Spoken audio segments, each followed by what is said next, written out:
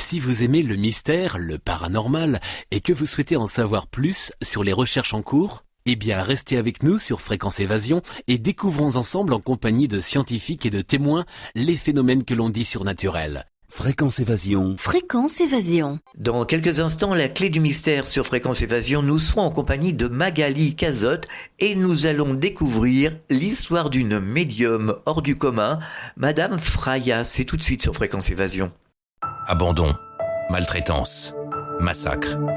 La souffrance animale ne connaît ni limite, ni frontières. Depuis près de 30 ans, la Fondation Brigitte Bardot intervient aux 4 coins du monde.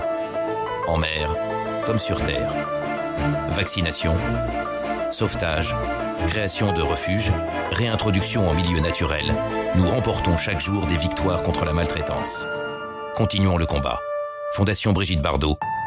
Ne laissons pas les animaux sans défense. Fréquence Évasion. Fréquence Évasion. La clé du mystère sur Fréquence Évasion, recherche et témoignages. Magali, bonjour, merci d'être avec nous. Bonjour Alain. Alors, c'est la première intervention que vous faites chez nous. Et oui, alors ça me fait très plaisir et puis je vous remercie de m'avoir donné cette opportunité. Écoutez, avec plaisir, parce que vous allez nous raconter une histoire extraordinaire. Pour cette première émission, vous allez nous raconter l'histoire d'une médium, Valentine Dancos, née le 21 mai 1871, connue sous le pseudonyme de Madame Fraya. Qui était exactement Madame Fraya ? C'était un personnage absolument extraordinaire. Et avant de commencer à raconter son histoire, j'ai envie de commencer par une anecdote qui va nous permettre de cerner le caractère tout à fait exceptionnel de cette femme. Alors, on est au début de la Première Guerre mondiale, plus exactement au début du mois de septembre 1914. Alors, ça fait seulement un mois que la guerre est déclarée. Les Allemands sont déjà à Compiègne, donc ils sont, autant dire, aux portes de Paris. Et en pleine nuit, à 2 heures du matin, Madame Fraya reçoit un coup de téléphone du ministère de la Guerre qui la convoque de toute urgence en pleine nuit. Alors, elle s'y rend le plus vite possible. Et là, elle est reçue par Aristide Briand, en personne, qu'elle avait déjà eu l'occasion de rencontrer une première fois. Donc il la reçoit dans le hall du ministère de la Guerre et il l'accompagne dans un salon de style empire où l'attendent plusieurs autres ministres, dont certains sont encore en pyjama et en pantoufles, parce qu'ils ont été réveillés eux aussi au beau milieu de la nuit et on leur a pas du tout donné le temps de s'habiller. Et là, elle est un petit peu impressionnée quand même. Et donc Aristide Briand lui demande, voilà, est-ce que vous nous permettez de vous poser des questions sur la situation actuelle ? Alors, elle lui répond bien entendu. Et là, il y a le ministre de l'Intérieur, Louis Malvy, qui lui demande de but en blanc, pensez-vous que les Allemands vont entrer dans Paris ? Et là, Madame Fraya, sans hésiter, elle lui répond non, les Allemands n'entreront pas dans Paris, leur victoire va tomber à l'eau. Aux environs du 10 septembre, ils seront obligés de se retrancher sur l'Aisne. Ce sera l'écroulement de leur plan de campagne rapide. Alors, il y a un autre ministre, c'est le ministre de la Guerre, qui deviendra ensuite président de la République, c'est Alexandre Millerand, qui lui demande « Mais comment vous pouvez vous montrer aussi optimiste ?» Et là, Madame Fraya lui répond que la nuit précédente, elle a fait un rêve dans lequel elle a vu les Allemands battre en retraite et la date du 10 septembre s'imposait à elle. Et quelques jours après, a lieu la fameuse bataille de la Marne. Ah oui. Voilà, qui va se dérouler du 5 au 12 septembre. Donc, qui va voir une victoire totalement inespérée de l'armée française. Et bien sûr, le fameux épisode des taxis de la Marne. Oui. Et donc, à partir de là, disons que le fait qu'elle ait fait cette prédiction va empêcher le gouvernement, parce qu'il était sur le point, les ministres étaient sur le point de prendre la fuite à Bordeaux. Donc son rôle a été capital. Mais aucun historien n'a jamais évoqué l'intervention de Madame Fraya à ce moment-là de l'histoire. Donc ça a été quand même quelque chose d'énorme, mais personne ne le sait. Alors là, ça montre aussi la réputation que Madame Fraya avait à l'époque. Oui. Parce que quand même, tout un gouvernement qui est vraiment au bord de la fuite, au début d'une guerre, il n'imaginait pas à quel point ce serait épouvantable. Il convoque une voyante au beau milieu de la nuit au ministère de la Guerre. Ça, Il n'y a pas d'équivalent, il n'y a pas de précédent. C'est quand même tout à fait exceptionnel. Donc ça, c'est pour montrer la réputation que Madame Freya avait à cette époque, en 1914. D'accord. Voilà, alors ça, je voulais commencer par cette anecdote, parce que vraiment, elle en dit long. Elle en dit long sur le personnage. Ouais. Alors maintenant, on va commencer par le commencement, comme vous l'avez dit, Alain. Alors, Madame Freya, c'est un surnom qu'elle va prendre bien après. En fait, elle est née de son vrai nom, Valentine d'Ancos. Donc, le 21 mai 1871, vous l'avez dit, à Villeneuve-de-Marsan, dans les Landes. Et Valentine, était une enfant tout à fait ordinaire. Elle ne se distinguait en rien, si ce n'est qu'elle avait un rêve. Elle était très douée pour le piano. Elle voulait devenir pianiste professionnelle. Bon, et ses parents lui avaient d'ailleurs payé les meilleurs professeurs, voilà, parce qu'elle était très douée. Mais quand je dis qu'elle se distinguait en rien, c'est pas tout à fait vrai, parce qu'elle avait un père qui était un peu particulier lui aussi. Donc c'était un haut fonctionnaire qui travaillait pour le ministère des Finances, mais ce monsieur avait des prémonitions. Mais alors, on va dire que lui, son don, il était limité au niveau de la famille. C'est-à-dire, quand il avait des prémonitions, ça ne concernait que ses proches ou lui-même. Et donc, le père de Valentine avait prédit le jour et l'heure de sa mort. Il avait dit « Je mourrai avant l'hiver, un 1er novembre à minuit, vers ma 75e année, sans souffrance ni agonie. Je garderai ma lucidité jusqu'au bout. » Et donc, sa famille, connaissant bien justement la justesse de ses prédictions, bon, ils étaient un petit peu inquiets quand il avait fait cette prédiction quelques années avant la date fatidique. Et effectivement, quand arriva le soir du 1er novembre 1916, il se trouvait donc dans sa 75e année, il a demandé à sa femme l'heure qu'il était. Et pour le tromper, elle lui a répondu qu'il était 2 heures du matin. Et là, son mari lui dit « Non, tu me mens ». Il était en réalité 23h30. Et quand les 12 coups de minuit ont sonné, il est mort comme il l'avait prédit. C'est incroyable ça. Voilà, alors déjà, le don était dans sa famille, on va dire. Comment on peut l'expliquer ? Ah, là, comment on peut l'expliquer, ça, je ne le sais pas. D'ailleurs, Valentine disait elle-même, bon, on pensait, oui, qu'elle avait hérité ce don de son père, mais elle ne le croyait pas, elle. Elle pensait que, bon, il avait ce don lui-même, qu'elle avait ce don, mais elle ne croyait pas que c'était quelque chose de génétique. Pour elle, c'était autre chose. C'était comme un don du ciel que l'on donnait à certaines personnes, mais qui ne pouvait pas se transmettre forcément par la génétique. Elle-même ne le croyait pas. Alors, toujours est-il que voilà, ce monsieur, ce père de Valentine, avait quand même un don particulier, mais à un moment, ce don, il n'a pas du tout fonctionné, parce qu'il s'est mis dans la tête, quand Valentine avait 18 ans, de lui faire épouser un de ses amis. C'était un professeur agrégé de grammaire. Il s'appelait Louis Delmas. Mais ce monsieur avait 20 ans de plus que Valentine. D'accord. Et comme le dira plus tard Valentine, c'était un mariage de déraison.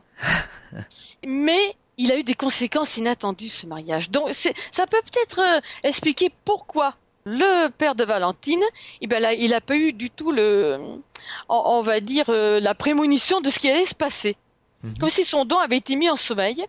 Parce que voilà, pour faire plaisir à son père, donc Valentine épouse ce monsieur. Et dès le lendemain, ils partent en voyage de noces à Nice. Ils prennent le train, parce que pour venir des Landes, voilà, ils prenaient le train. Et dès le voyage dans le train, Valentine se rend compte qu'il y a quelque chose qui ne va pas. Parce qu'ils sont tous les deux. Donc elle se trouve bien sûr dans le compartiment du train avec son jeune mari, entre guillemets.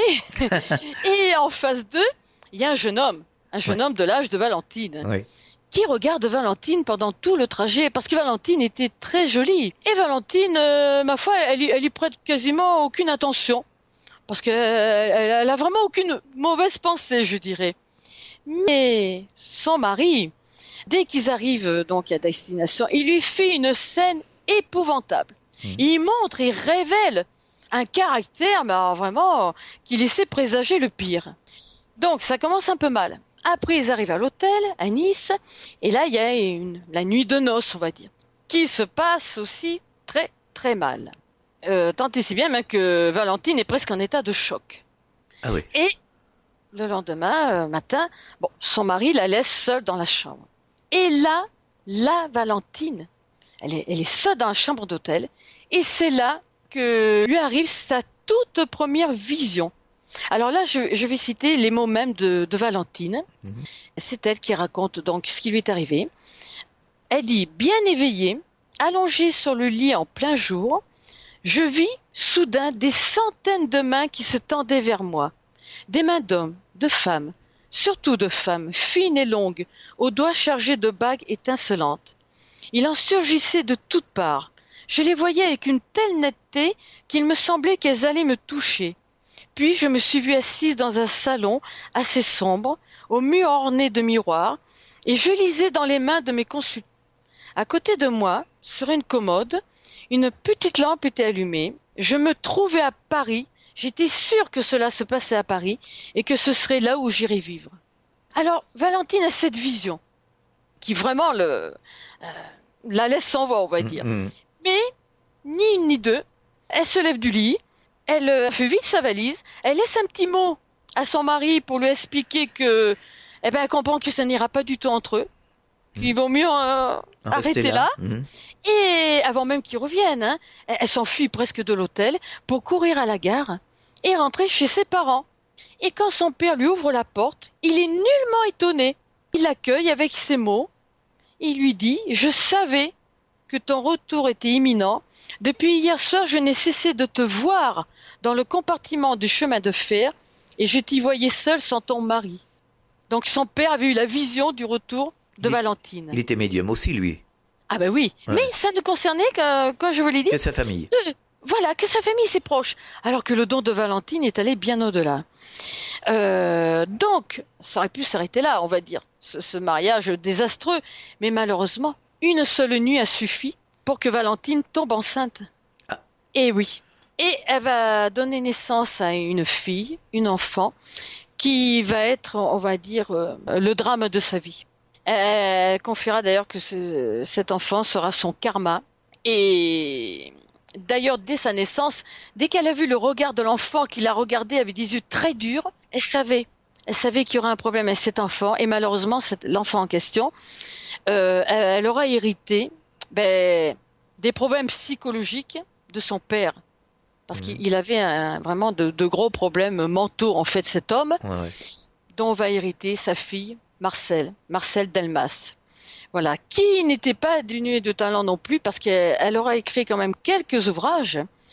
Donc elle avait un talent littéraire indéniable, à tel point d'ailleurs que l'un de ses ouvrages, Les Bonheurs secrets, ça deviendra le livre un peu de chevet de Georges Clemenceau.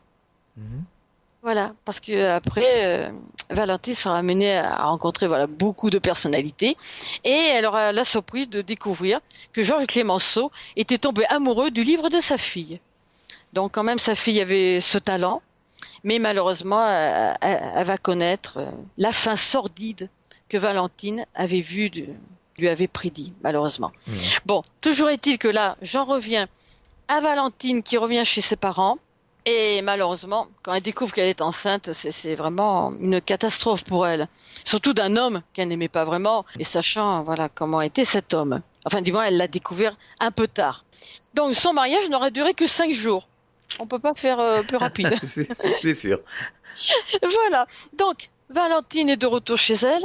Et quand elle apprend, bien sûr, son état, alors pour se changer les idées, on va dire, et puis toujours omnibulée par la vision qu'elle a eue dans cet hôtel à Nice, elle se met à bouquiner des manuels de chiromancie, parce qu'elle savait que c'était son destin. Et alors elle commence notamment à lire, on va dire, la référence en la matière à l'époque, et qu'il est encore d'ailleurs de nos jours, c'est le fameux ouvrage d'Adolphe Desbarolles, Les mystères de la main. Donc là, c'était la référence à l'époque. Bon, elle lit ce livre, elle en lit d'autres, puis ça lui suffit pas. Il faut qu'elle passe, on va dire, à la pratique. Donc, elle commence à faire appel, à demander à ses amis. Elle avait des amis dans son petit village, tout ça. Elle commence à lire dans les mains. Et là, Valentine, elle révèle des choses tellement incroyables et qui s'avèrent tellement justes, que très vite, en quelques mois, elle va devenir un peu une célébrité locale. Une célébrité de sa région. Et tant et si bien que ça finit par arriver aux oreilles de la reine Nathalie de Serbie, qui vit en exil, parce qu'après s'être séparée du roi Milan Ier, elle vit donc dans cette villa tout près de Biarritz, et elle entend parler de cette Valentine qui a un don exceptionnel. Alors elle l'invite à une fête qu'elle donne dans sa villa. C'est une fête de charité, donc elle l'invite pour justement qu'elle attire aussi des gens donc à cette fête. Et elle est impatiente. À un moment, elle la prend à part, Valentine. Bon, parce qu'elle veut qu'elle lise dans ses mains. Voilà, elle est très très curieuse de savoir ce qu'elle va lire dans ses mains. Et là, Valentine, elle est bouleversée. Elle le voit d'ailleurs, la reine de Serbie. Elle voit qu'elle change de visage, qu'il y a quelque chose qui va pas. Alors elle lui dit, mais écoutez, dites-moi ce que vous voyez dans mes mains. N'ayez pas peur. Ne vous inquiétez pas. Je peux tout entendre. Et là, Valentine, contrainte et forcée, on va dire, elle lui dit ce qu'elle voit, que son fils, le roi Alexandre Ier, et son épouse, la reine Draga, vont être assassinés dans des conditions épouvantables. Alors, elle ne rentre pas trop dans les détails, mais Valentine a la vision. Et c'est quelque chose vraiment d'horrible. Alors, la reine de Serbie, ça lui fait pas grand-chose, parce qu'elle ne la croit pas. Elle lui dit, mais non, vous inquiétez pas, c'est vraiment quelque chose d'impossible, ce que vous me dites. Ne vous faites aucun souci. Au contraire, elle essaye de consoler un peu Valentine, de la rassurer, de lui dire, mais non, vous en faites pas, vous devez vous tromper, c'est impossible. Ça va malheureusement, 10 ans plus tard, exactement le 11 juin 1903, le roi Alexandre Ier et la reine Draga vont être assassinés dans les pires conditions au sein même de leur palais, avant que leur corps soit jeté par les fenêtres, par des révolutionnaires. Mais bon, la reine de Serbie ne prendra vraiment conscience de la véracité de ce que lui a dit Valentine que 10 ans plus tard. Donc là, on est en 1893. Mais bon, quand même, voilà, elle n'oubliera pas Valentine, puisqu'après, on va le voir par la suite, elle va la réinviter à une autre fête de charité et où elle fera une rencontre particulière. Mais là, c'est un petit peu plus tard. Donc, elle a fait cette rencontre chez la reine.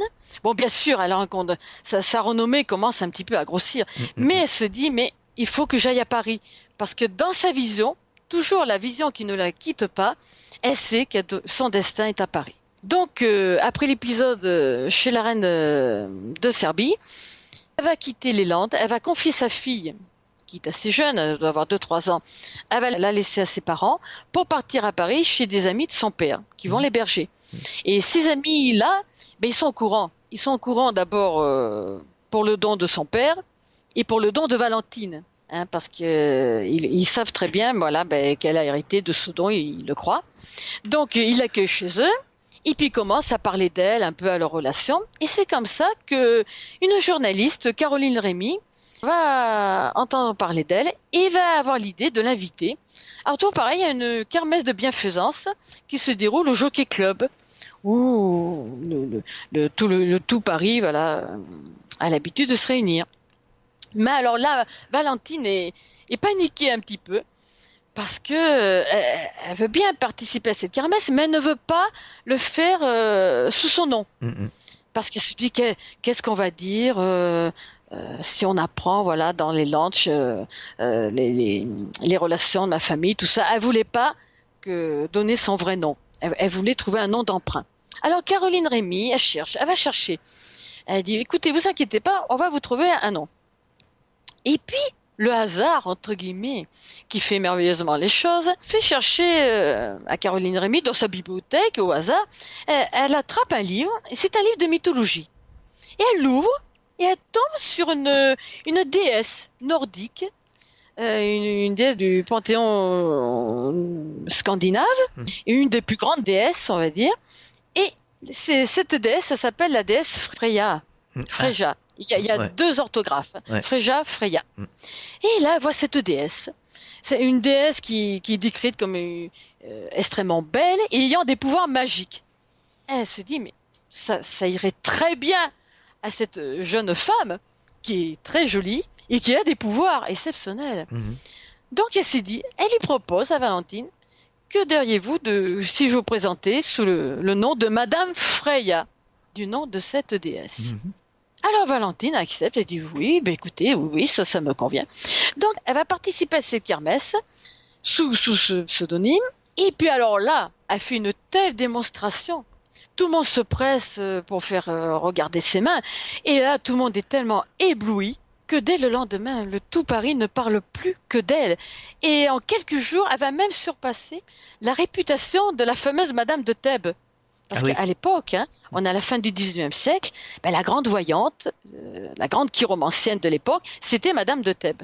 Et là, en quelques jours, Madame Freya, voilà, qui se révèle à Paris, et là, elle est en train complètement d'éclipser Madame de Thèbes.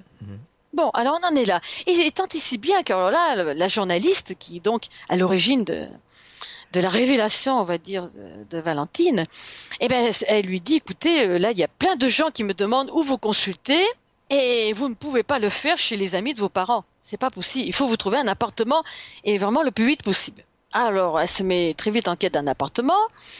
Bon, elle lui en trouve un, mais cet appartement, le premier appartement, elle sait, Valentine, que c'est pas le bon, ça va pas. Alors, il y reste que quelques mois, elle dit à Caroline, Rémi, non, vous savez, c'est pas ça, il faut que je change d'endroit. Magali, on marque une pause, on revient dans quelques instants. Soyez les acteurs de Fréquence Évasion. Réagissez à chaque instant dans le direct live au 09 79 35 29 60. Exprimez-vous en toute liberté sur la ligne des auditeurs 09 79 35 29 60. Fréquence Évasion, l'interactivité et la libre expression. Fréquence Évasion. Fréquence Évasion. La clé du mystère sur Fréquence Évasion, recherche et témoignages. Nous sommes de retour sur Fréquence Évasion, nous sommes toujours en compagnie de Magali Cazotte et nous découvrons ensemble l'histoire incroyable d'une médium appelée Madame Freya. Alors, elles se remettent en quête d'un appartement et là, elles vont finir par visiter un appartement qui se trouve au rez-de-chaussée d'un immeuble dans le 8e arrondissement, au 11 rue d'Édimbourg. Et là, dès qu'elle rentre dans la pièce, Valentine, elle reconnaît, alors au détail près, la pièce qui lui est apparue dans sa vision, toujours pareil, au moment de son voyage de noces.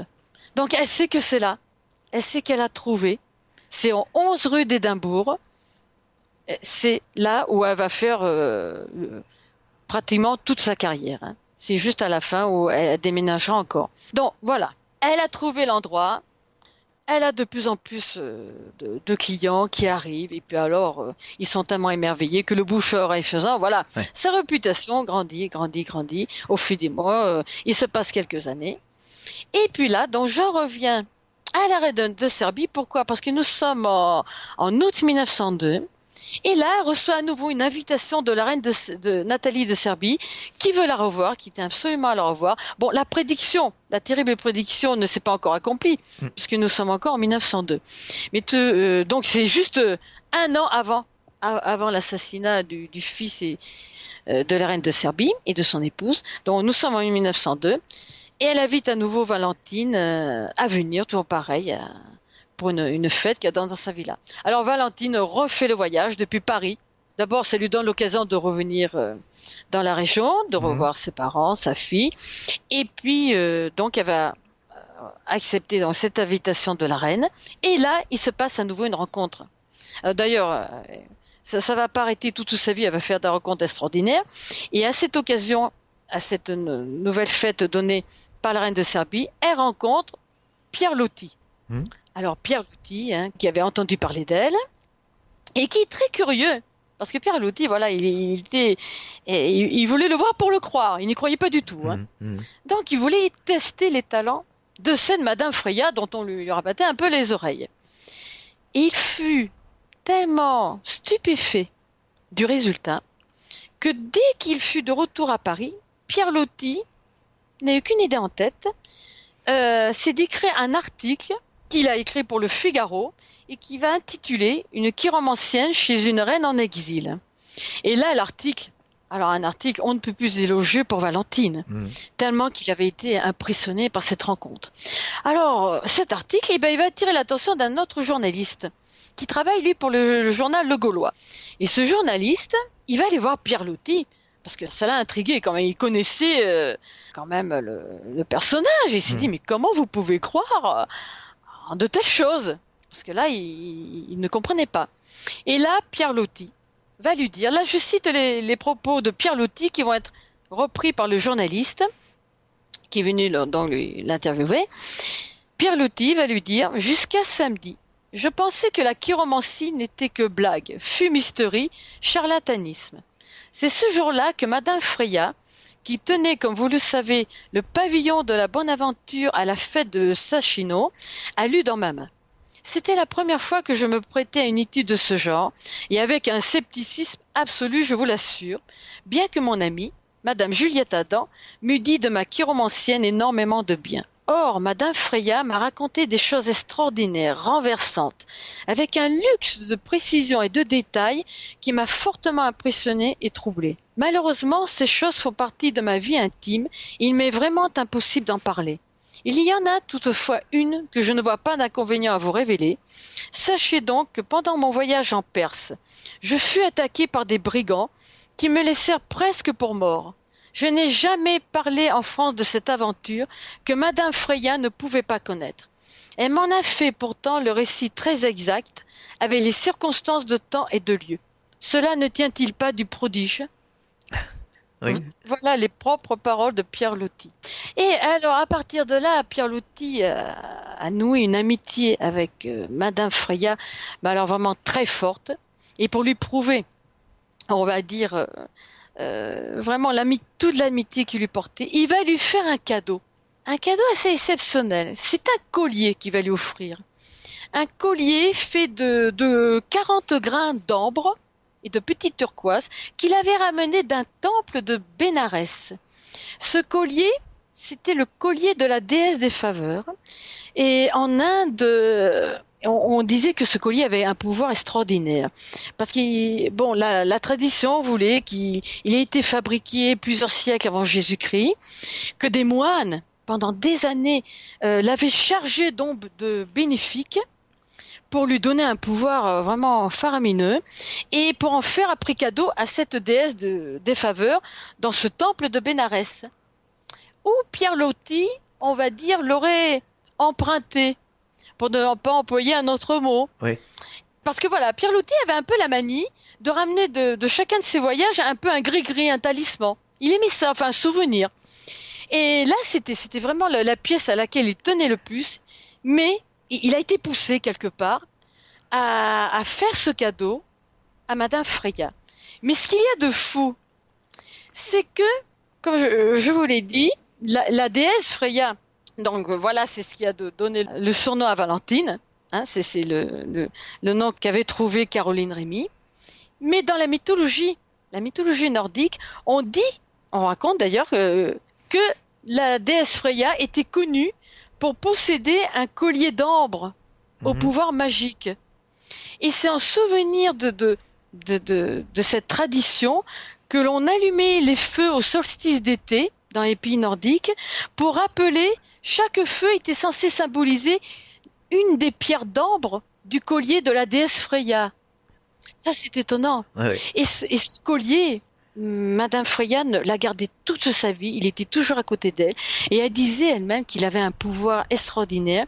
Elle a dit d'ailleurs, j'ai pu maintes fois constater son surprenant pouvoir, je le sens chargé de radiations éminemment bénéfiques, plusieurs anesthésistes venus l'examiner sont de mon avis, une force surnaturelle s'en dégage, des fluides précieux sont condensés dans chaque grain, si l'on est très réceptif, rien qu'en le regardant sans même les toucher, les radiations bienfaisantes agissent à votre insu.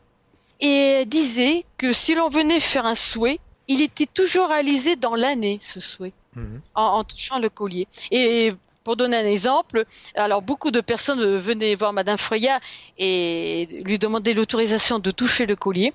Et il y en avait un qui venait très souvent, c'était Marcel Proust, qui avait l'habitude de venir toucher le collier de Madame Freya. Donc ce collier, on ne sait pas ce qu'il est devenu. Il a pu être racheté, mais alors vraiment de manière miraculeuse, on va dire, par Simone de Tervagne. Alors Simone de Tervagne, c'est la journaliste qui a fait la connaissance de Madame Freya 6 ans seulement avant sa mort et qui a pu recueillir in extremis tous ses souvenirs. Parce que tout ce que je raconte là, c'est grâce à Madame de Tervagne, Simone de Tervagne, que l'on peut savoir tous ces détails sur la vie de Madame Freya, sinon ils auraient été perdus pour toujours. Donc Simone de Tervin a recueilli ses souvenirs, qu'elle a consigné dans un livre qu'elle a intitulé Une voyante à l'Élysée, en rapport avec l'épisode que j'ai cité au tout début, la convocation de Madame Freya pendant la guerre au ministère de la guerre. Puis après, elle était invitée régulièrement aussi à l'Élysée par Raymond Poincaré. Donc voilà, c'est ce qui a donné le titre du livre. Et donc, quand Madame Freya est décédée, eh ben sa fille, elle a rien trouvé de mieux que de vendre, au mettre aux enchères toutes ses affaires personnelles. Et Simone de Tervagne a récupéré in extremis le collier que l'on a vendu 3 fois rien, parce qu'on disait, il y a quelqu'un à la salle de Rouault qui a dit non, ça c'est de la pacotille, ça ne vaut rien. Heureusement d'ailleurs, sinon on n'aurait pas pu l'acheter. Mais après, voilà, on sait que Simone de Tervagne a récupéré ce fameux collier de Pierre Loti, le fameux collier de la déesse. Mais à partir de là, on ne sait pas ce qu'il est devenu. D'accord. Voilà. Donc ça, c'est un grand mystère. Il s'est perdu. Alors, voilà, c'est quelqu'un, parce qu'il n'est pas impossible que des gens qui nous écoutent aient pu connaître Simone de Tervagne. Simone de Tervagne qui est décédée en 92. C'est pas très vieux. Donc, il y a des gens qui peuvent avoir des informations sur ce qu'est devenu le collier de Pierre Loti qu'il a offert à Madame Freya. Ben, je serais bien heureuse de le savoir parce que voilà, ça c'est un grand mystère. Ouais. Alors bon, là c'est l'épisode Pierre Loti et le collier. Et donc après, voilà, donc cette rencontre assez fabuleuse et puis aussi qui va renforcer la réputation de Madame Freya à Paris, bien sûr, parce qu'il y a suite à l'article dans le Figaro. Alors là, ça ne va faire qu'amplifier les choses. Donc, Madame Freya remonte à Paris, bien sûr. Donc, elle poursuit sa carrière, je dirais. Et elle va faire, au fil de sa carrière, des rencontres extraordinaires. Et notamment, elle va se lier d'amitié. Alors là aussi, une amitié extraordinaire, fabuleuse, avec le célèbre Papus. Oui. Voilà. Alors, elle le dit elle-même, elle dit à propos de lui, j'ai eu la chance au début de ma carrière parisienne de me lier d'amitié avec un être extraordinaire qui m'a guidée, m'a donné de précieux conseils, alors que ma grande jeunesse, mon manque d'expérience ne me permettait pas encore de faire preuve à l'égard de mes consultants de toute l'autorité nécessaire. En d'innombrables occasions, dans des moments particulièrement dramatiques, il m'a tiré d'affaire de façon parfois miraculeuse. Parmi tous les occultistes célèbres que j'ai connus, le docteur Papus a surtout provoqué mon admiration pour sa grandeur d'âme, d'abord, et pour ses dons prophétiques qui étaient infaillibles. Il faisait énormément de bien autour de lui et était vénéré comme un saint. D'une grande érudition, il parlait couramment 8 langues, dont le russe, l'hébreu, le grec et le sanskrit. Voilà, il faut rappeler que Papus était quand même un homme exceptionnel, le disciple le plus fervent aussi de Maître Philippe de Lyon. Oui. Donc Maître Philippe, voilà, Élisabeth. Que nous avons raconté avec Élisabeth de Caligny. Voilà, ouais. On va pas y revenir. Ouais. Et alors donc, par contre, il y a une histoire absolument incroyable avec Papus et Madame Freya et qui implique une autre personne, une personne très célèbre. Alors voilà, un jour, Papus vient trouver Madame Freya et il lui demande, comme une faveur, si elle accepterait de l'accompagner à une soirée privée pour voir la représentation d'une danseuse hindoue. Alors là, Madame Freya est assez étonnée parce que c'est pas trop le genre de Papus de lui faire ce genre de demande. Alors il lui explique pourquoi. Il lui dit, écoutez, voilà, j'ai rendu visite à un peintre, un de mes amis qui est peintre, et en lui rendant visite dans son atelier, je suis tombée devant le portrait d'une femme. Alors, et là il s'arrête, Papus, devant ce portrait. Il est pris d'un malaise indescriptible. Et il demande à ce peintre, c'était le peintre Guillonnet, il lui dit, qui est cette femme?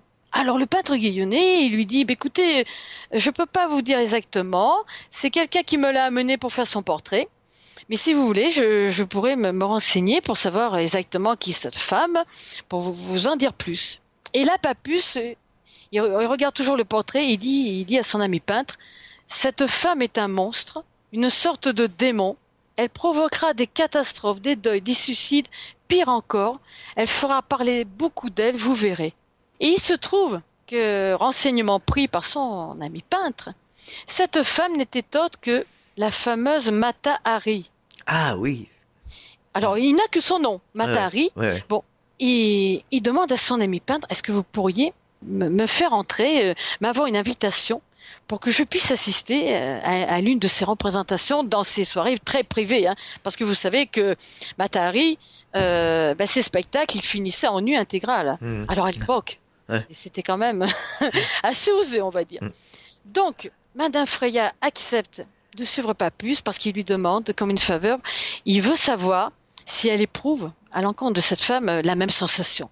Il veut son avis. Ouais. Donc ils s'y rendent, tous les deux. Ils assistent, ils attendent, hein, parce que ça dure longtemps la soirée, jusqu'à ce qu'elle rentre sur scène. Et là, dès qu'elle rentre sur scène, Papus se tourne vers Madame Freya. Il lui dit, est-ce que vous êtes de mon avis? Elle lui dit oui, absolument. Et là, ils attendent pas plus longtemps. Hein. Ils attendent pas la fin du spectacle. Ils s'en vont tout de suite parce qu'ils ne peuvent pas supporter de rester dans la même pièce que cette femme.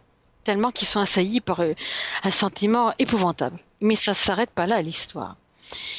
1 an avant la condamnation de Mata Hari, donc on est en 1916. Papus vient trouver Madame... non, d'abord, c'est quelques mois avant. Il lui confie à Madame Freya, il lui dit qu'il a eu la désagréable surprise de trouver en rentrant chez lui sur sa porte des signes cabalistiques tracés avec du sang et quelques jours après des aiguilles plantées dans la porte de manière à reproduire la forme d'un cercueil. Voilà. Et là, Papus, il sait qu'on lui a jeté un sort très puissant, que c'est la magie, on va dire, la plus noire qui est à l'œuvre. Et Papus va confier à Madame Freya qui se doute de qui lui a lancé ce sort. Il pense bien évidemment à Mata Hari. Il lui dit à Madame Freya, il a la connaissance, Papus, hein, c'est un occultiste vraiment de très haut niveau, il est capable de contrer le sort. Il est capable de l'arrêter, mais comme il va le dire à Madame Freya, il dit, si je fais ça, la personne qui m'a jeté ce sort épouvantable va mourir. Et Papus ne peut pas, étant un disciple de Maître Philippe, il ne peut pas s'autoriser, se donner le droit de tuer quelqu'un. C'est pas possible. Il sait qu'il va mourir. Parce que s'il n'arrête pas le sort, il sait qu'il va mourir. Mais il accepte son sort parce qu'il préfère mourir que de tuer quelqu'un. Voilà, ça c'était Papus. Hein. Ouais. Et donc, le matin du 25 octobre 1916, il va trouver Madame Freya pour lui dire adieu. Parce qu'il lui dit qu'il est convaincu qu'il va mourir. Et donc, il tenait à lui rendre une dernière visite. Alors, Madame Freya est bouleversée. Elle essaye de lui dire, mais non, mais écoutez, c'est pas possible, il y a sûrement quelque chose à faire. Alors, il n'insiste pas, Papus, parce qu'il veut pas trop l'accabler. Il s'en va. Et quelques heures après, Papus, qui se trouve à l'hôpital de la Charité, il est en train de monter un escalier, justement pour aller voir un de ses confrères, hein, en consultation. Et là, Papus s'écroule. Il meurt dans l'escalier de l'hôpital. Il est terrassé. Et après, Madame Freya, après cet épisode, elle n'aura jamais oublié, elle va confier à Simone de Tervagne, Madame Freya va lui dire « Seules des créatures vraiment démoniaques pouvaient réussir de telles pratiques. Pour ma part, je n'en voyais qu'une, Mata Hari. Elle avait pu apprendre que Papus s'était procuré une photo d'elle. L'a-t-elle cru capable d'utiliser son effigie pour se livrer à des pratiques destinées à neutraliser ses mauvaises forces ? A-t-elle eu vent de l'enquête menée par lui auprès du peintre Guillonnet? Lui avait-on répété les propos inquiétants que Papus tenait à son sujet? Je le pense. Et je crois fermement que cette diablesse s'était livrée contre lui à des pratiques de magie noire rapportées des Indes néerlandaises, où, disait-on, elle aurait fait partie d'une dangereuse secte. D'accord. Et oui, parce que Mata Hari, quand elle avait épousé l'officier de marine, Rudolf MacLeod, hein, qui avait été son premier mari, elle était partie avec lui dans les Indes néerlandaises, et on sait très bien qu'elle s'était liée avec une secte qui pratiquait la forme de magie la plus noire. Voilà. Et le sentiment qu'avait éprouvé Papus, rien qu'à voir son portrait, en dit long sur cette femme, hein, qu'on avait soupçonné d'ailleurs d'avoir essayé d'empoisonner ses propres enfants. Voilà. D'ailleurs, l'un des enfants était mort. Hein. Enfin bon. Et donc là, c'est l'épisode, on va dire, Papus et Mata Hari. Donc indirectement, Madame Freya a été confrontée à des personnages célèbres. Et c'est pas fini. Alors là, on va rester dans les personnages diaboliques, j'ai envie de dire. Parce qu'au début de l'année 1914, on n'est pas encore en guerre là, Madame Freya reçoit un prince russe, très beau, elle le décrit comme ayant le visage d'un ange. Et c'était le prince Félix Yusupov. Et alors, elle le voit rentrer dans ce petit cabinet. Alors déjà, elle le regarde, elle se fait en elle-même la réflexion qu'il est très beau, qu'il ressemble vraiment à un ange. Mais dès qu'elle voit ses mains, alors là, c'est un peu comme avec la reine de Serbie. Alors là, elle est bouleversée. Et Yusupov, il voit qu'elle est troublée, qu'elle n'ose pas lui dire ce qu'elle voit. Alors c'est pareil, il lui dit, mais écoutez, allez-y, dites-moi ce que vous voyez. Et là, Madame Freya lui dit, vous assassinerez quelqu'un avec vos mains et vous aurez l'impression de commettre une bonne action. Alors là, le prince Yusupov, il dit, mais c'est pas possible, je ne peux pas tuer quelqu'un. Ou alors, à la guerre peut-être. Je peux effectivement être amené à tuer quelqu'un. Elle lui dit, non, ce ne sera pas à la guerre. Ce sera l'un de vos compatriotes que vous assassinerez. Et puis, elle ne peut pas lui en dire plus. Elle-même, elle est vraiment très perturbée, autant que Yusupov, qu'elle reverra 4 ans plus tard. Parce que Yusupov a tenu à venir la revoir pour lui raconter comment sa prédiction s'était réalisée. Et il se trouve que le prince Yusupov a fait partie des conjurés qui avaient juré la mort de Raspoutine. Et il avait été désigné par ses compagnons, désigné par le sort, que ce serait lui qui allait l'assassiner. Alors il lui avait tendu un piège à Raspoutine. Il avait invité à un dîner, alors en lui faisant convoiter qu'à ce dîner, il aurait l'occasion de rencontrer la femme de Yusupov, la princesse Irina Alexandrovna, qui était connue pour être l'une des plus belles princesses de Russie. Et alors, connaissant le penchant de Raspoutine pour les femmes, donc ils se sont dit, il va pas résister à la tentation. Et effectivement, il ne se méfie pas, il accepte l'invitation. Et là, Yusupov, le cerf, commence à lui donner plusieurs verres de vin empoisonnés. Mais le poison n'a aucun effet sur lui. Alors, de guerre lasse, il finit par sortir un revolver, il lui tire à bout portant, en plein cœur. Il se dit, bon, ben là, c'est bon, c'est fait. Là, quand même, j'y suis arrivé. Alors, il sort de la pièce, il va chercher ses complices qui attendaient au dehors pour voilà, avoir des nouvelles et tout. Et il leur dit, voilà, c'est bon, il est mort, on va se charger donc de faire disparaître son cadavre. Il rentre tout seul dans la pièce, et enfin, auprès de ce qu'il croit être le cadavre, qui se relève, comme par enchantement, pour lui sauter à la gorge. Et alors, il s'ensuit une lutte à mort. Et là, il va raconter à Madame Freya, Yusupov, il lui dit, c'est à ce moment-là que votre prédiction m'est revenue à l'esprit. Alors, saisi d'un accès de folie, j'ai griffé Raspoutine au visage à toute volée, comme si j'étais en état second. Je l'ai lacéré de griffures. Raspoutine va quand même réussir à échapper à Yusupov. Il va réussir à sortir de la pièce et à se retrouver dans une cour où là les autres complices du Yusupov vont le rattraper, ils vont le larder de coups de couteau. Et bon, là, ils pensent quand même que c'est bon, là. Ils vont le jeter après dans la Neva. Mais quand on a retrouvé le corps de Raspoutine et qu'on a fait l'autopsie, eh ben, on a vu qu'il avait de l'eau dans les poumons. Ce qui veut dire qu'il était encore vivant au moment où ils l'ont jeté à l'eau.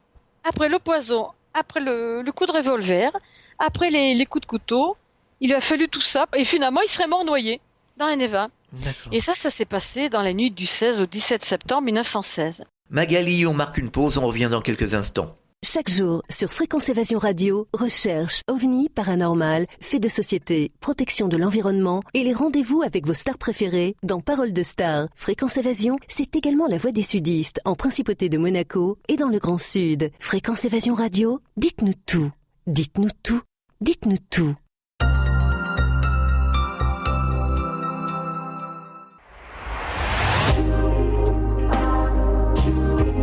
Fréquence Évasion Radio.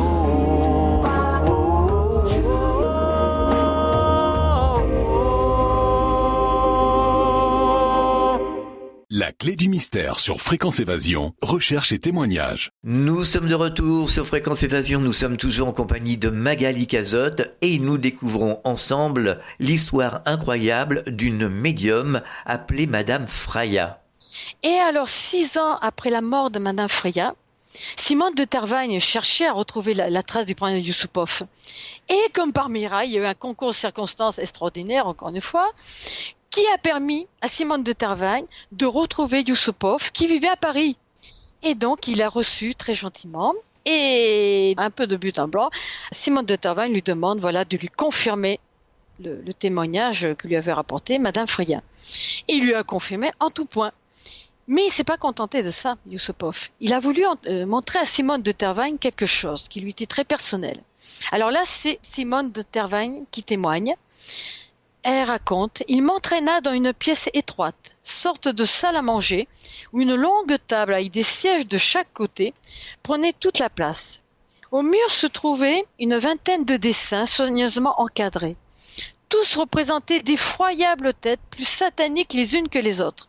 Masques grimaçants à la bouche monstrueuse, faces grises, vertes ou bleues, tons cadavériques, regards haineux, menaçants. Seul un drôle de petit visage tout rond, peint en bleu, avec des yeux verts, jetait une note humoristique. Mais une force étrangement maléfique se dégageait des autres. Et après, il a sorti un autre dessin, Yusupov, pour le montrer à Simone de Tervagne. Et là, Simone de Tervagne nous le décrit. Elle décrit, c'était une face verte, des chicots couleur de feu, de petits yeux sataniques, rapprochés l'un de l'autre, et qui louchaient avec une sorte de haine féroce.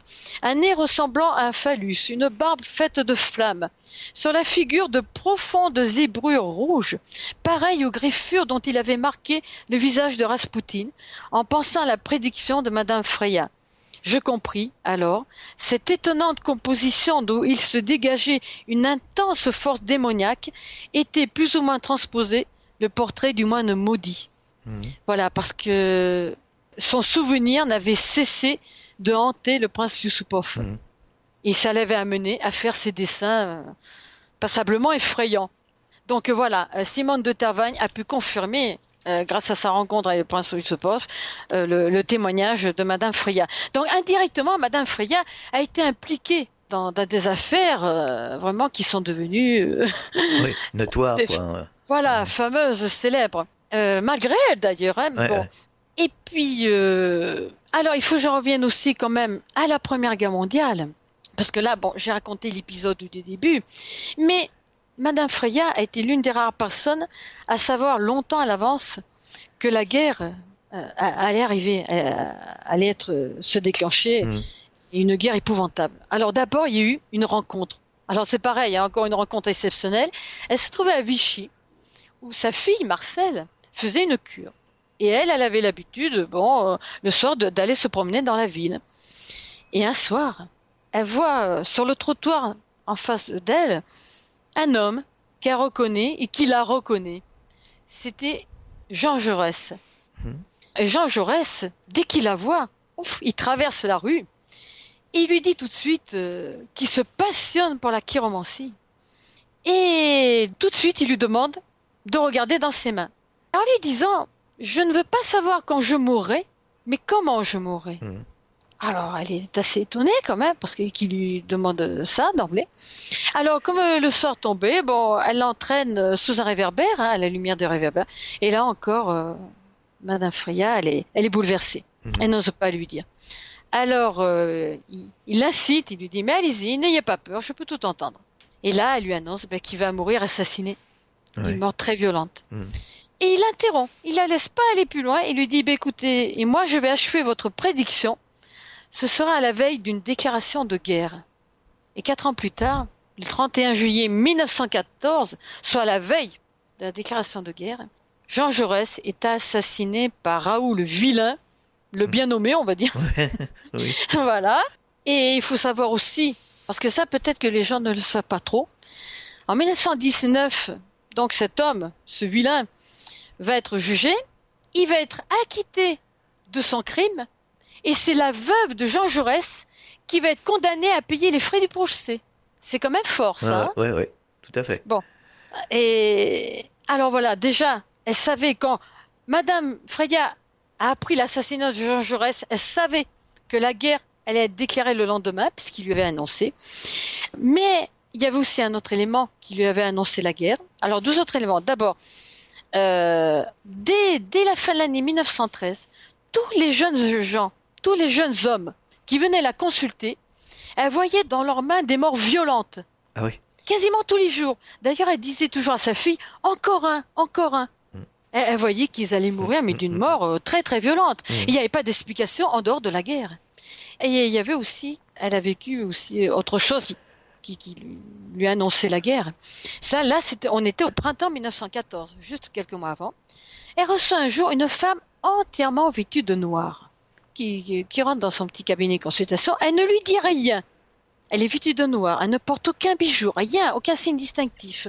Elle lui tend simplement un petit morceau de papier où il y a une écriture, son signature, parce que Madame Freya, non seulement son don de médium se déclenchait dès qu'elle voyait les mains, dès qu'elle regardait dans les mains, mais aussi ça marchait avec l'écriture de la personne. Il suffisait qu'on lui montre une écriture et elle devinait tout de la personne. Donc, cette femme mystérieuse, on va l'appeler, elle lui tend ce morceau de papier. Et là, Madame Freya, elle voit bien que, même si c'est écrit en français, c'est un étranger qui a écrit ces mots. Et après, et elle lui dit aussi, cet homme, elle sait que c'est un homme, il n'est pas français, et qu'il est sujet à de violents coups de tête. Elle commence à lui dire ça. Et puis après, la dame, elle lui montre ses mains. Et là, Madame Freya lui dit, il existe un lien de parenté entre vous et l'auteur de cette écriture. Cet homme qui n'est pas votre mari sera la cause de votre ruine. Le danger vous menace tous, vous et vos enfants.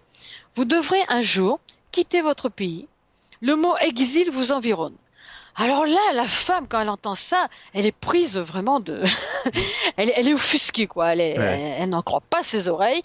Elle se lève, elle lui dit, Madame, ce que vous venez de dire est absurde, ridicule, insensé. Ma famille occupe une situation qui ne peut s'effondrer. Vous ignorez qui je suis, je vais donc vous l'apprendre. Je suis la princesse de Saxe-Meiningen et cette écriture est celle de mon frère, l'empereur Guillaume II. Nullement impressionnée, Madame Freya, elle lui répond calmement. Je maintiens, Madame, tout ce que je viens de vous dire. Je ne me suis pas trompée. Bientôt votre frère déclarera la guerre à l'Europe. Il y perdra sa puissance car il sera vaincu. Alors devant le calme, on va dire olympien, et l'assurance de Madame Freya, la princesse quand même est troublée. Elle lui en veut pas. Elle lui dit même, écoutez, vous êtes quand même une personne étonnante et je suis sûre que mon frère aimerait vous connaître. Est-ce que vous accepteriez de faire une croisière avec nous sur notre yacht au mois de septembre? Et là, Madame Freya lui répond non, je ne peux pas accepter parce que ni vous ni votre frère ferez cette croisière car la guerre sera déjà déclarée à ce moment-là. Et effectivement, elle s'était pas trompée. Ouais. Donc elle avait vu bien longtemps à l'avance l'arrivée de la Première Guerre mondiale. Et elle a vécu aussi, bien sûr, la Seconde Guerre mondiale. Ouais. Et là, elle a fait preuve d'un véritable acte d'héroïsme, on peut dire. Parce qu'un jour, il y a une jeune femme qui tient absolument... On est en mars 1944. Il y a une jeune femme qui vient avec son fiancé. Voilà. Elle venait simplement pour savoir s'ils allaient se marier, être heureux. Et elle voit cet homme qui, lui, s'en fiche complètement de savoir s'il va se marier ou de sa vie de famille. Il lui pose qu'une seule question. Quand est-ce que l'Allemagne va enfin gagner? Alors là, elle comprend, Madame Freya, que c'est pas quelqu'un qui porte la France dans son cœur, quoi. Elle le devine. Alors là, j'ai même envie de dire, il n'y a pas besoin d'être voyant pour ça. Eh ben, elle va oser lui dire que l'Allemagne va bientôt subir la pire de toutes ses défaites.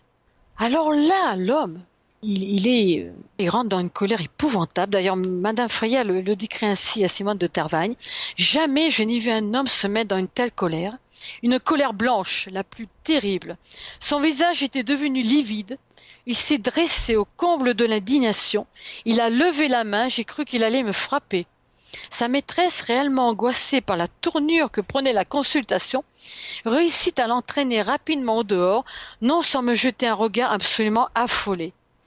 Mais avant même qu'il ait le temps de partir, Madame Freya ajoute qu'il va bientôt frôler la mort et qu'il sera obligé de quitter la France dans la plus grande précipitation. Elle ne va plus entendre parler donc de cet homme et de cette femme jusqu'à la libération. Jusqu'à la libération où elle reçoit à nouveau la visite de la femme qui tenait à lui dire ce qui s'était passé. venir la revoir pour lui dire « Vous ne pouvez pas savoir combien j'ai tremblé pour vous. L'homme que je vous avais amené en mars 1944 était l'un des principaux chefs de la Gestapo. Eh ben. Il était tellement furieux que vous ayez osé lui prédire la défaite allemande qu'il voulait vous faire arrêter. L'ordre écrit se trouvait même sur son bureau. Il ne manquait plus que sa signature. Heureusement pour vous, il n'eut pas le temps de la poser, car il fut victime d'un grave accident d'auto, comme elle lui avait annoncé. Grièvement blessé sur la route glissante en revenant de Rennes, il fut transporté dans un hôpital, et lorsque le débarquement en Normandie eut lieu, on l'évacua précipitamment en Allemagne, ainsi que vous l'aviez prévu, et je n'ai plus jamais entendu parler de lui. En effet. Alors, là, on voit quand même qu'elle a échappé à la mort de justesse. Ouais. Et on se dit que, ma foi, là, il y a une protection du ciel. Oui, c'est sûr. Voilà, et que le mal, finalement, ne gagne pas toujours. Heureusement. Heureusement. Voilà. Donc, après, voilà, la libération, donc, Madame Freya a continué, plus que jamais. On faisait même la queue dans la rue pour la consulter. Et alors, à un moment, bien sûr, avec l'âge, là, elle s'est mise à souffrir d'artérite. Elle souffrait beaucoup du genou, puis un jour, elle a fait une chute dans l'escalier. Et après cette chute, la pauvre, elle pouvait plus se lever de son lit. Elle pouvait plus. Mais elle a continué. à donner des consultations. On venait la consulter dans sa chambre à coucher jusqu'au début de l'année 1944. Donc, le fameux hiver 44. Il faisait un froid épouvantable. Voilà, le fameux hiver où l'abbé Pierre a lancé son appel. Donc, on est au début de l'année. Et quelques jours avant son départ, elle avait dit, notamment à sa gouvernante qui l'assistait, elle avait dit qu'elle avait vu en rêve tous ces morts qui venaient la chercher. Puis, le jour de sa mort, à 12h30, elle a rendu l'âme à 12h30, mais quelques heures auparavant, elle a dit aux personnes qui l'entouraient, vous pourrez dire que Dieu existe, j'en ai maintenant la certitude. Voilà, elle est morte le 16 février 1954. Et elle a vu les personnes qui sont venues la chercher. Bien sûr. Je peux même vous dire qu'elle n'est pas la seule, parce que je connais des histoires, beaucoup d'histoires. Au moment du départ, il y a toujours des proches, ou du moins, j'allais dire, mais ça je l'ai vécu personnellement avec ma grand-mère, le jour de son départ, et c'était comme si sa sœur cadette était venue la chercher, parce qu'elle appelait son nom, mais sa sœur cadette elle était toujours en vie à cette époque. Donc je pense personnellement, ça c'est une conviction personnelle, qu'il peut y avoir aussi des êtres.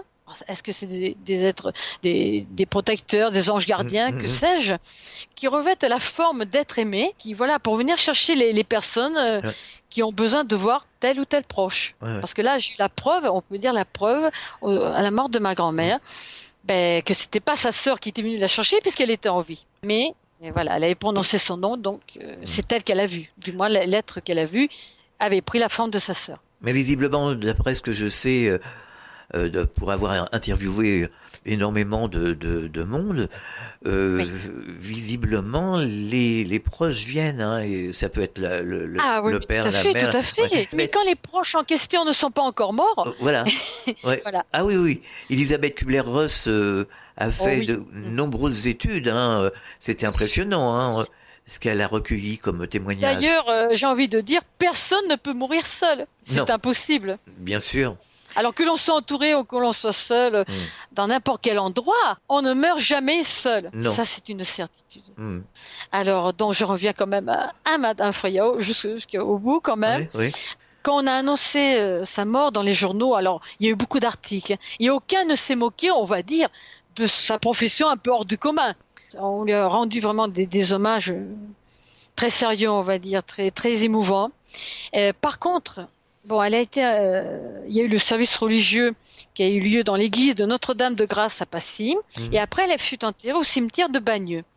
Mais il y a eu très peu de monde, on va dire, à l'enterrement. Elle avait connu toutes les personnalités, on va dire, de son siècle, que ce soit au niveau de la politique, du théâtre, de la littérature, toutes les personnalités, on va dire, du siècle, elle les avait côtoyées plus ou moins. Mais elle avait dit, vous verrez, il y aura très peu de gens à mon enterrement, parce que ces gens célèbres ne voudront pas révélé qu'ils me connaissaient, qu'ils étaient venus me consulter. Et c'était pas trompé. Hein. Alors, parce que Madame Freya a fait des prédictions. Oui. L'avenir.